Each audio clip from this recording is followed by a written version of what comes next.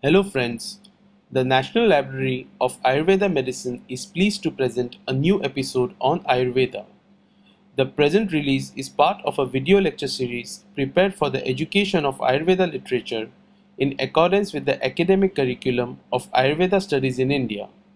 My name is Dr. Sumit Kesarkar and I will be your host throughout this video on the three malas or the three prime excrements or waste products mentioned in Ayurveda. Mala in a broad sense can be defined as excrements. Ayurveda gives high importance to the body's excrements and classifies them as healthy excrements and disease excrements. Though the explanation may sound a bit vague, it is a vital part of Ayurvedic diagnosis. Ayurveda states that the nature of the excrements determines the working condition of an entity. Ayurveda lists two main types of malas or waste products. Dhatu mala or the waste products expelled from cells and tissues. Aahar mala or the waste products derived from food. Dhatu mala are formed during the process of dhatu production by following the similar process of absorption of nutrients, assimilation and excrement of waste materials. We have described each dhatu and its excrements in a separate video, but let us just give a brief recap here. Rasa dhatu. The excrement is kapha dosha in form of mucus or phlegm. Rakta dhatu, the excrement is pitta dosha in form of digestive juices such as bile. The excretions of eyes, nose and ears are considered as excrements of mausa dhatu. Sveda or sweat is considered as an excrement of meda dhatu. Due to the prominence of Sveda in pathology, it is also included as one of the three prime excrements. Hair and nails are considered as excrement of Asti Dhatu. Sebum is considered as an excrement of Majja Dhatu, while Shukra Dhatu is considered to have no excrements or wastes. However, certain authors like Acharya Vagbhat consider Ojas, the supreme refinement of all Dhatus, as a waste of Shukra. Aahar Mala are also known as three Mala or the three prime excrements. They are Purisha, which can be correlated to fecus or stools, Mutra to urine and Sveda to sweat. Like Dosha and Dhatu, the nature of Mala is very useful to understand the functioning of a body. Ayurveda has described the healthy nature of each Mala. Though the statement may sound ironical as to how wastes can be healthy, they do have a deep implication. Each entity of the body has a healthy and unhealthy state, and evaluating it makes one understand the genesis of health. In a healthy body, the quantity and quality of mala is in accordance with the descriptions given by Ayurveda. However, any abnormality in quality or quantity of the malas leads to disease.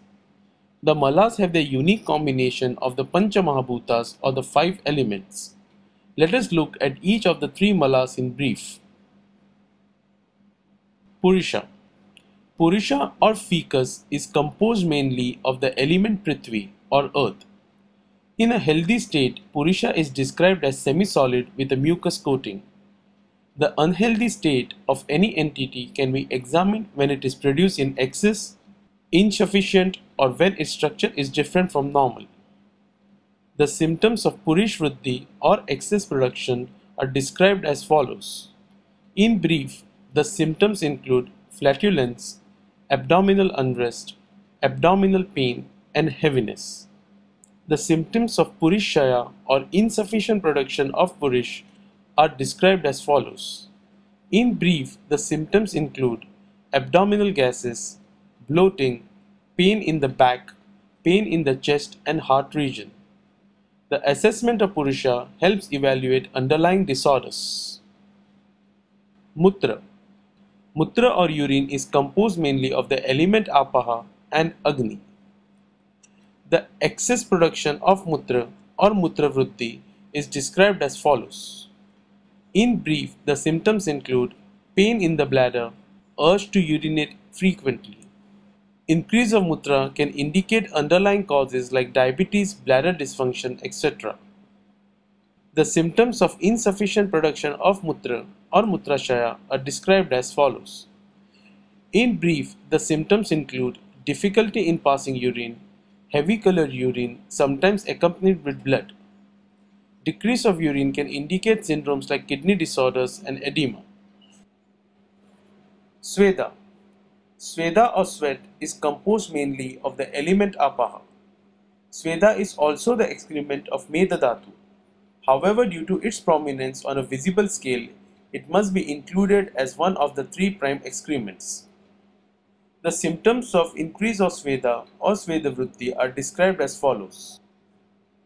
In brief, the symptoms include excessive perspiration, foul odor from the body, and itching.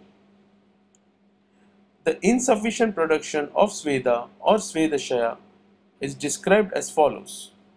In brief, the symptoms include loss of body hair, cracked skin or dry skin. For a healthy body, the harmony of Dosha, Dhatu and Mala must be preserved. Any discrepancy at any level causes disorder. It can be observed then why certain symptoms like hair fall, breaking of nails, withered nails, excessive discharge from the eyes, yellowing of teeth are regarded as warning signs of underlying grave disorders according to Ayurveda. The subtle observation and attention to detail by an Ayurveda physician makes his diagnosis quite accurate. I hope this video was informative and made the subject clear. Comments and feedback are highly appreciated, and you can leave them by visiting the National Library's website at www.nlam.in or likewise by writing to me at vdsumit@gmail.com. Thank you for watching.